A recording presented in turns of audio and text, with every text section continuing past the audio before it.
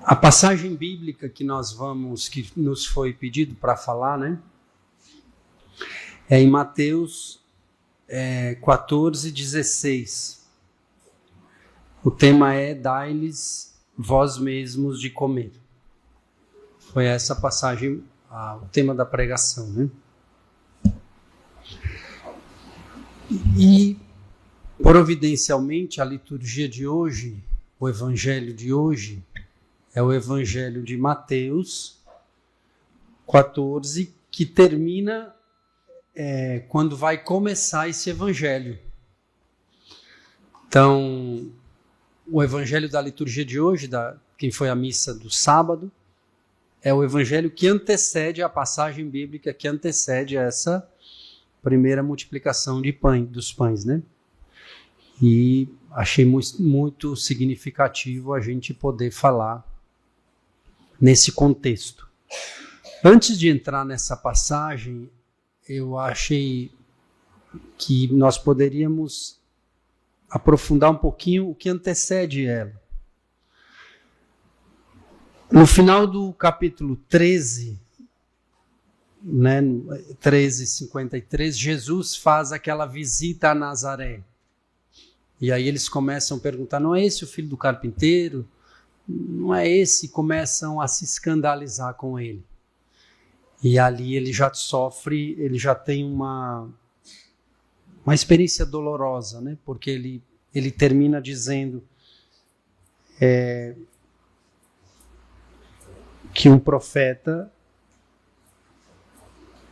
não há profeta sem honra, exceto em sua pátria e em sua casa. Então essa dor diante dos seus, essa dor diante daqueles que são mais próximos, que talvez seja um pouco, muitas vezes, a dor que vocês sintam, tendo que administrar algo que é muito maior do que a capacidade que vocês têm, ou que a condição que o setor tem, e que muitas vezes mesmo vocês tentando pregar, falar, aconselhar, pedir, explicar, talvez vocês experimentem isso que Jesus experimentou, né? Não há profeta sem honra, exceto em sua pátria e em sua casa. E não fez ali muitos milagres por causa da incredulidade deles. Então aqui ele já teve um momento muito desafiante com os seus. Logo em seguida vem o evangelho de hoje, que fala da morte de João Batista. E termina dizendo assim: vieram então os discípulos de João, pegaram o seu corpo e o sepultaram. E em seguida foram anunciar o ocorrido a Jesus. Então Jesus teve aquela experiência dolorosa em meio aos seus, de experimentar a incredulidade deles e experimentar que a sua palavra não tinha força neles, não encontrava lugar no coração deles. Aí vem esse acontecimento com João Batista, que é alguém que nós não saberíamos nem explicar, tão profunda e tão mística essa relação que Jesus e João Batista tinham, desde o ventre da sua mãe. E aí então começa o evangelho da multiplicação dos pães, neste contexto. É neste contexto que esse evangelho acontece. Um contexto doloroso de Jesus com os seus e num contexto doloroso da perda tão trágica de João Batista.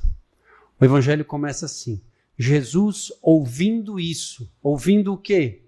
O anúncio do ocorrido com João Batista. É nesse momento que ele vai para um lugar afastado. Assim que as multidões souberam, vieram das cidades, seguindo a pé. Essa figura, as multidões seguindo a pé, nós podemos entender um povo muito necessitado. Pessoas muito necessitadas, que fizeram esforços que naturalmente não se fariam, que com tranquilidade não se fariam.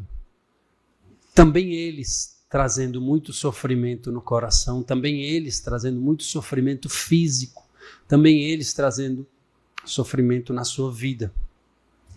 Então Jesus, a figura do servo sofredor, aqui num dos momentos, talvez nos momentos mais dolorosos da sua vida pública, e essa multidão, que também traziam dores e sofrimentos.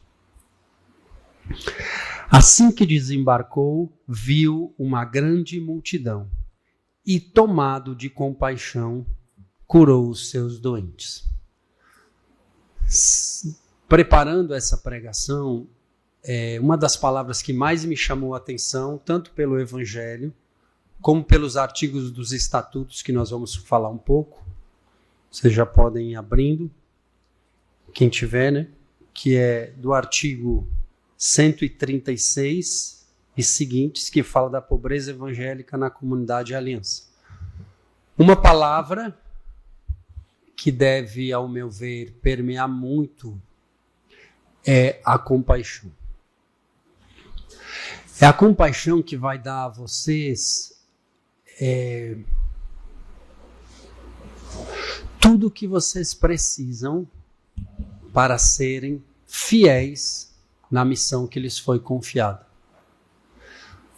Se vocês sentem necessidade, clamem a compaixão. Sem a compaixão, só tem mulher aqui, né? Uma secretária comunitária, mas também pode ser que algum secretário comunitário escute. Sem a compaixão, não tem como viver essa missão. Sem a compaixão, uma mera burocracia. Sem a compaixão é entrar e sair sem fazer a diferença. Qual compaixão? A compaixão de Jesus. Dai-me os teus sentimentos, né? Senhor, dai-me os teus sentimentos. A compaixão de Jesus. Agora, indo um pouquinho para os estatutos, o artigo 136, ele vai dizer assim, vai falar da pobreza evangélica. O que é que nós temos? Nós temos um povo que é digno da nossa compaixão. Nós temos Jesus, que tem compaixão do seu povo. Nós e um povo chamado a pobreza evangélica. É aqui que nós delimitamos toda a dimensão do que nós vamos falar hoje. A compaixão e a pobreza evangélica. A compaixão de Jesus e a pobreza evangélica como um dom, como uma graça. Graça de liberdade, graça de santidade, graça de desejar o céu, graça de, aos poucos, ir rompendo com as ilusões dessa vida, ir rompendo com aquilo que talvez na nossa história, na nossa cultura, nós fomos educados, fomos preparados, fomos orientados para vencer, para ser feliz, para fazer sucesso, para ser rico, para ser o melhor, para ir rompendo com esse fardo insuportável e começando a desejar ir para o céu, a desejar as portas do céu, a entender que tudo passa, a entender que as coisas são transitórias, que a vida passa e que passa rápido. Os membros da comunidade Aliança, mas podemos ampliar também esse texto para a comunidade de vida, né? Mas especificamente aqui, mesmo não renunciando à posse dos bens materiais, são chamados por Deus a viver o espírito evangélico da pobreza, expresso em buscar em primeiro lugar o reino de Deus e tudo mais vos será acrescentado. Neste espírito, os membros são conscientes de que a grande riqueza a ser perseguida é o próprio Deus e de que na renúncia a toda a idolatria do possuir. Aqui são dois aspectos importantes. Primeiro, não renuncia à posse. Segundo, renuncia à idolatria do possuir. É muito importante entender essa diferença. Não renunciar à posse significa que os irmãos da comunidade Aliança continuam administrando seus bens, mas eles são chamados a renunciar à idolatria do possuir. E o que é que define no nosso carisma a diferença entre a posse e a idolatria do possuir? O que é que define uma coisa e outra? Pelo menos um primeiro aspecto. O que é que distingue a posse, e aqui a santa posse, vamos dizer, da idolatria do possuir? Qual é a sabedoria do Espírito para passar de uma margem para outra? Comunhão de bens. Para os irmãos que diante do altar fizeram um compromisso no carisma Shalom, é preciso entender que a santa posse se diferencia da idolatria do possuir na vivência da comunhão de bens. Esse é o primeiro aspecto. Existem outros? Existem. Mas sem esse, todos os outros se tornam questionáveis. E o que é a idolatria? Papa Francisco, ele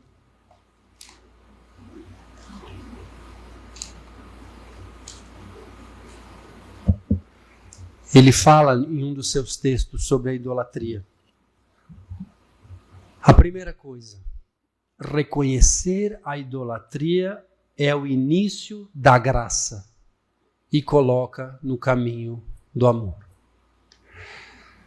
O maior desafio que até hoje eu vi de acompanhar uma pessoa, de sentar com a pessoa e conversar com ela a respeito da pobreza evangélica, a respeito da comunhão de bens, a coisa só vira quando ela começa a reconhecer. Enquanto ela se justificar, não vai haver essa mudança. Porque como é um conteúdo, é uma matéria que dá para justificar muito e que são experiências, às vezes, muito complexas, que tocam a carne, o dia a dia das pessoas, que tocam realidades muito concretas das pessoas, o risco é a pessoa, diante daquele que lhe orienta, os dois chegarem a um acordo. Como Ananias e Safira chegaram a um acordo antes de ir até Pedro. Ananias e Safira que quiseram participar dos bens celestiais sem se desapegar dos bens materiais, né? Quiseram tomar posse de algo sem se desapegar dos bens materiais. Isso é mentir para o Espírito Santo. Há um risco aqui nos diálogos, nos acompanhamentos, nas formações pessoais, no acompanhamento do formador comunitário, por querer acomodar, porque é um assunto delicado, por querer acomodar a situação, no final, mentir para o Espírito Santo. Chegarem a um acordo. O ídolo tende a tornar-se uma obsessão. Exige culto e, por fim, escraviza. O irmão consagrado que não vive a sua comunhão de bens, no início se inicia como uma obsessão. Num determinado ponto vai exigir culto e no fim vai escravizar. É esse o itinerário daqueles que se tornaram mornos diante desse assunto. Ou não vivem há muitos anos, tem gente que não vive há muitos anos a comunhão de bens, ou faz aquela jogada de mostrar alguma coisa para sair dos relatórios, para sair da... pode estar em um desses 3 níveis, né? Ou em obsessão, ou que já exige culto, que por fim escraviza. O ídolo é uma projeção de si mesmo em objetos ou projetos. Meus irmãos, a casa de um consagrado que desistiu de viver a comunhão de bens, que não vive a comunhão de bens. E aqui um outro aspecto. A gente sempre tende a se fixar na exceção. Existe a exceção. Existem casos graves, mas vamos se abster desses casos? Daquele caso, daquela pessoa que está numa situação delicada, que inclusive bateu a porta da Secretaria Comunitária. Vamos se abster disso, porque muitas vezes a gente fica tão fixado num caso que tudo que se fala é como aquela semente que é lançada e o demônio vem e rouba. Por quê? Porque não se adequa àquela exceção. Só que a exceção, ela é a pequeníssima parte. Nós estamos falando de irmãos 40%, 50% que não vivem a comunhão de bens, que não partilham a comunhão de bens. Então vamos tentar se abster dessas pequenas exceções, certo? Chegar na casa de um consagrado que não vive, que desistiu, consagrado que eu digo alguém que, mesmo postulante, discípulo, mas porque o consagrado já é mais consciente da sua vida, né? Do que ele assumiu. Chegar na casa dele e não ver, e não haver uma vivência de comunhão de bens, uma decisão pela ausência da comunhão de bens, não, isso é uma coisa... É como encontrar no altar dele um relicário com uma nota de R$100. Ali, o Deus dele, em quem ele confia, é naqueles R$100, naqueles R$200. Espiritualmente, a visão é essa. Por isso, reconhecer, se confessar e recomeçar. A confissão, ela é fundamental aqui porque ela esvazia toda a artimanha do demônio que vai construindo retóricas e argumentos para que justificando a pessoa. A confissão, ela termina dizendo: mas perdoai-me, Senhor, não quero mais pecar, amém. Levanta-te aí como uma pessoa nova e recomeça. Mas sem uma confissão, eu não acredito num retorno autêntico à vivência da comunhão de bens. Por fim, os ídolos prometem a felicidade. A pessoa, quando ela não vive a comunhão de bens, ela tem uma experiência de que aquele valor que ela não partilhou vai fazê-la feliz. Por mais incrível que pareça, no fundo é essa a relação. Esse valor que eu não partilhei, que eu não entreguei nas mãos de Deus, que eu não cumpri, eu não fiz isso porque no fundo, não é porque me falta. Porque falta para todo mundo. E conheço pessoas numa situação financeira muito desafiante que nunca deixaram de viver a sua comunhão de bens e que ai de alguém que tire essa dignidade delas. Então, no fundo, a pessoa está buscando a felicidade.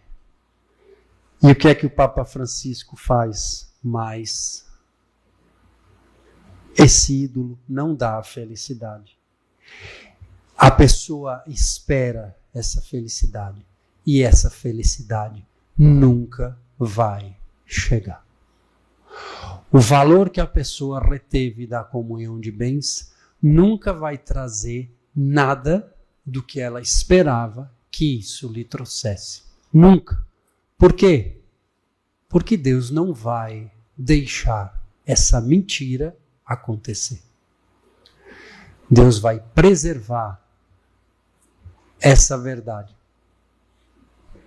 Por mais que a pessoa se iluda, por mais que ela se justifique, por mais que ela diga que um dia, nunca vai chegar felicidade ali. Partilhe com a pessoa do seu lado esse trechinho que a gente partilhou.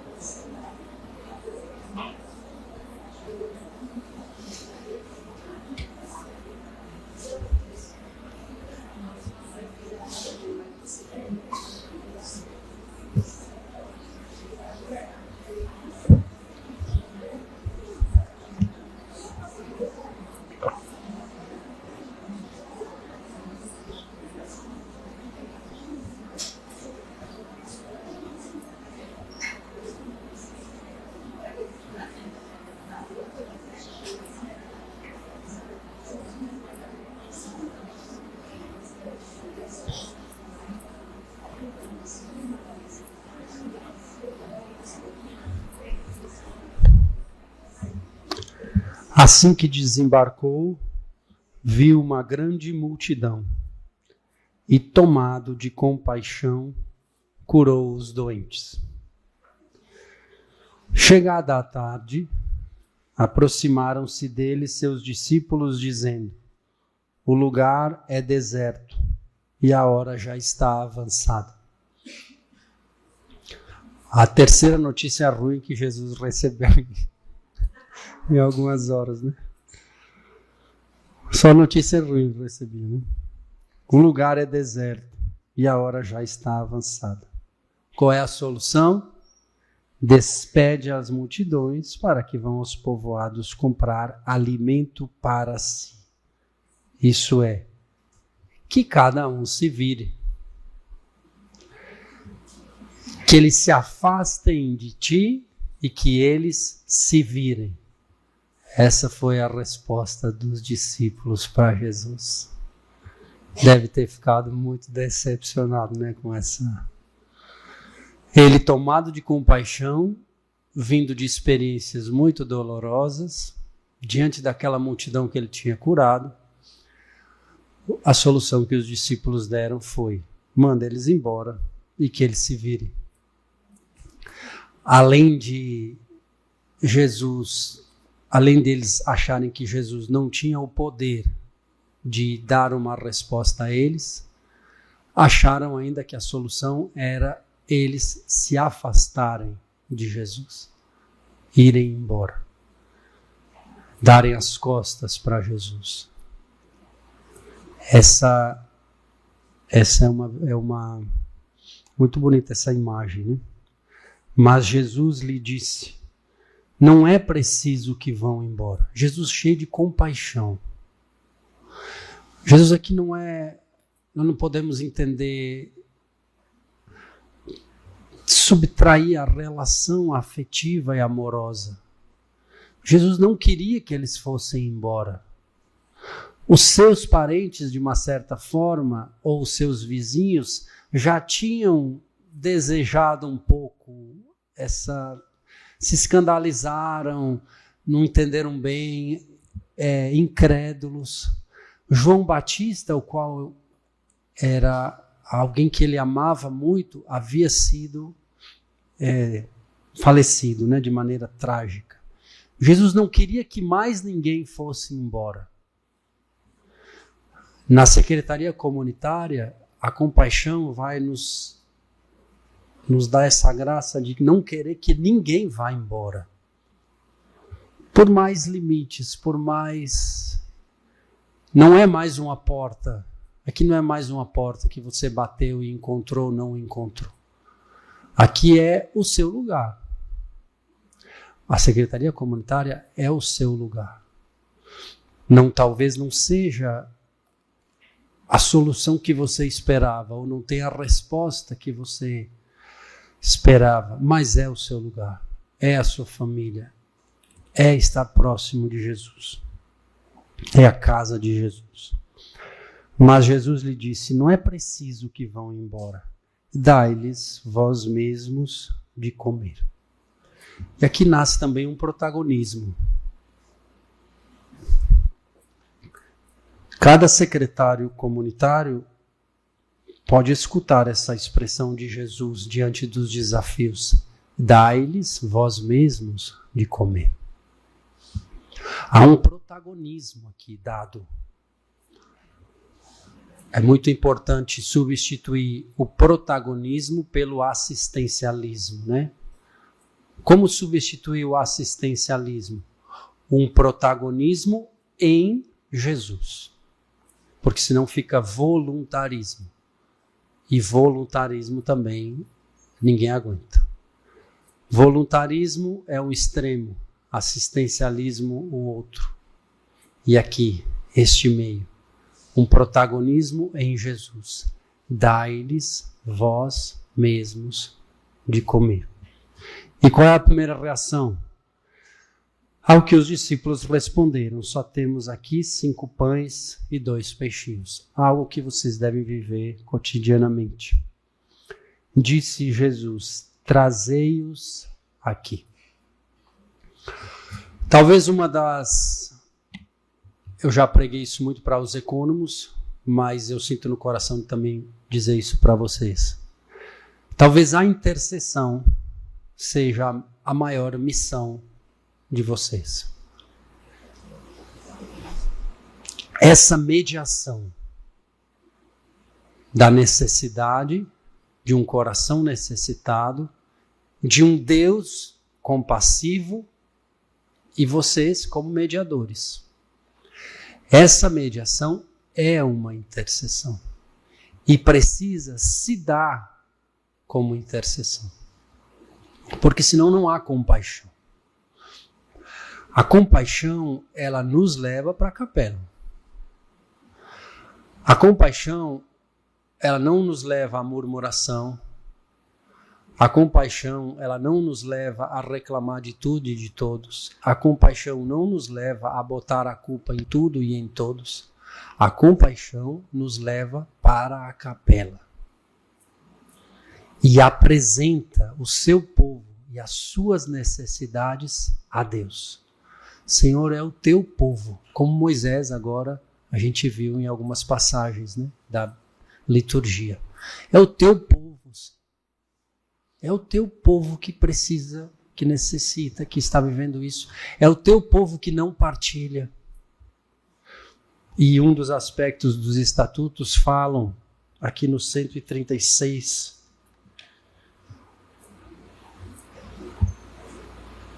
os bens devem ser colocados como um instrumento de comunhão e serviço. Sem a partilha de bens, não há uma autêntica vida de comunhão, não há vivência da unidade. A vivência da unidade pressupõe a comunhão de bens. Por quê? No artigo 137, ele vai falar assim: a economia do reino é a divina providência. Os membros da comunidade aliança tenham em mente que tudo o que dispõe é dom de Deus. Sua inteligência, seus talentos, sua capacidade de trabalho e os bens que ele gera. Estes sejam vistos como o pão nosso de cada dia que recebemos das mãos do Senhor.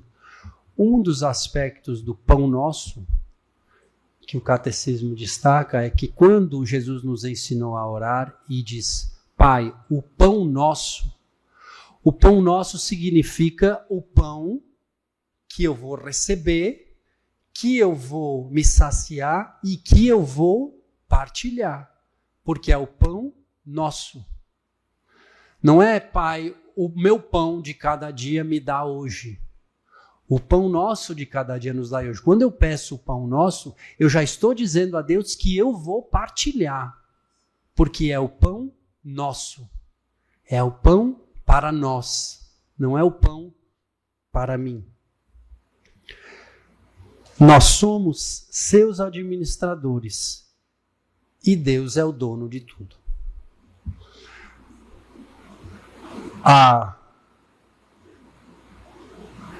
Eu tenho a posse dos bens, mas não idolatro essa posse. Isso quer dizer que eu sou o administrador e que Deus é o dono. E que tudo o que eu tenho é em vista também dos filhos do Pai que está no céu. Pai, o pão nosso de cada dia nos dai hoje. Não é preciso que vão embora. Dai-lhes vós mesmos de comer. Ao que os discípulos responderam, só temos aqui 5 pães e 2 peixes. Disse Jesus, trazei-os aqui. E tendo mandado que as multidões se acomodassem na grama, tomou os 5 pães e os 2 peixes, elevou os olhos ao céu e pronunciou a bênção. O recurso da comunhão de bens, que chega nas nossas mãos para administrar, ele passou por um processo anterior, um processo espiritual. A pessoa, no Evangelho de João, a redação, ela esclarece mais isso, porque tem um menino, a figura do menino, né? Mas o que acontece? O irmão, quando faz a sua comunhão de bens, ele entrega os seus bens nas mãos de Jesus, como os 5 pães e os 2 peixinhos. Jesus acolhe aquilo nele. Ele não bota no bolso.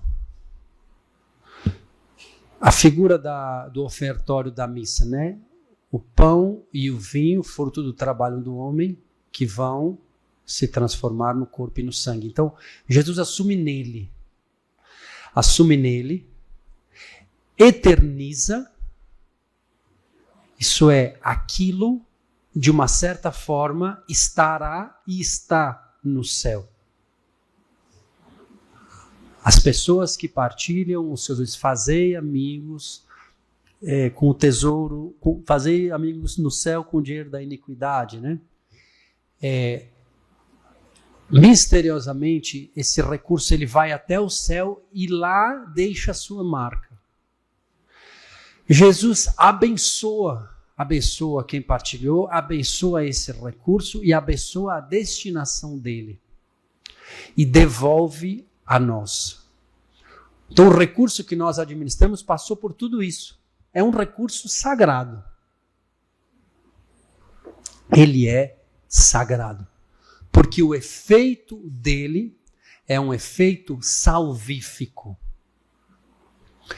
Essa dimensão quando fala da economia, né? Um dos aspectos do estudo da palavra economia pelos padres da igreja é o sentido da salvação. Sempre que se fala de economia, no sentido bíblico, se fala de salvação. Então aqui se estabelece uma relação de salvação em quem partilha, em quem administra e em quem recebe. Aqui se estabelece a comunhão dos bens. Esta comunhão que se dá Deus, a mediação e aqueles que serão beneficiados por isso. Os que partilham, Deus que inspiram os que partilham e dá para partilhar, esses devolvem a Deus, entregam nas nossas mãos e chegam até aqueles que necessitam. Por isso que no Evangelho de Mateus diz, vosso Pai sabe que tendes necessidade de todas essas coisas. Se alguma pessoa bem pobre viesse e dissesse para nós, é verdade isso? Deus sabe que eu tenho necessidade dessas coisas? Sim. E por que ele não age? Ele age. Quem não age é a causa segunda que fechou o coração. Mas Deus agiu. A cada consagrado é uma resposta para as necessidades daqueles que gemem e sofrem esperando a manifestação dos filhos de Deus. Cada consagrado é uma resposta. E essa resposta, ela se multiplica. Então, por isso que podemos buscar que não haja necessitados no nosso meio, a alma da cidade na evangelização e tudo aquilo que Deus nos fala. Trazei-os aqui, e tendo mandado que as multidões se acomodassem na grama, tomou 5 pães e os 2 peixinhos, elevou ao céu e pronunciou a bênção. Em seguida, partindo os pães, deu aos discípulos, e os discípulos às multidões. Deu aos discípulos, e os discípulos às multidões. Deu à secretaria comunitária, e a secretaria comunitária aos que necessitam. Todos comeram e ficaram saciados. Ainda recolheram 12 cestos cheios dos pedaços que sobraram. Ora, os que comeram eram cerca de 5.000 homens, sem contar as mulheres e as crianças. O artigo 138 vai dizer: ao emitir as promessas, o membro da comunidade de aliança considere que sua vida, portanto, todos os seus dons e bens são consagrados ao Senhor e à construção do seu reino. O que foi o pecado original? O pecado original, Deus diz que há um limite intransponível. O homem podia de todos os frutos. Este é intransponível. Para quê? Para que se reconheça quem é Deus e quem é o homem. A dinâmica da comunhão de bens, ela é parecida com essa. Tudo é teu. Tudo é lhe dado para administrar. Mas este percentual representa este limite intransponível, que vai continuar deixando o coração do homem dizendo quem é Deus e quem é o homem e quem é o mal, quem é Mamon. Quando a cobiça original é reproduzida no tempo e na história, isso é, quando os nossos irmãos ou nós mesmos levianamente estendemos a nossa mão para colher a comunhão de bens ou o fruto da árvore, é o mesmo movimento, nós estamos dando as costas para Deus, nos escondendo dele e estamos deixando que morra no nosso coração a confiança na bondade dele. A ausência da vivência da comunhão de bens demonstra um coração que não confia na bondade de Deus. Isso é, um coração que desconfia do amor de Deus. E não tem coisa que fere mais a Deus do que desconfiar da sua bondade. Por isso devem sempre administrá-los, buscando em tudo a vontade de Deus, de acordo com ela, dispondo os bens para a salvação de muitos outros. Alguém assistiu aquele filme A Lista de Schindler? O que é que o cara mais... Por que é que ele chora no final? Por causa do relógio.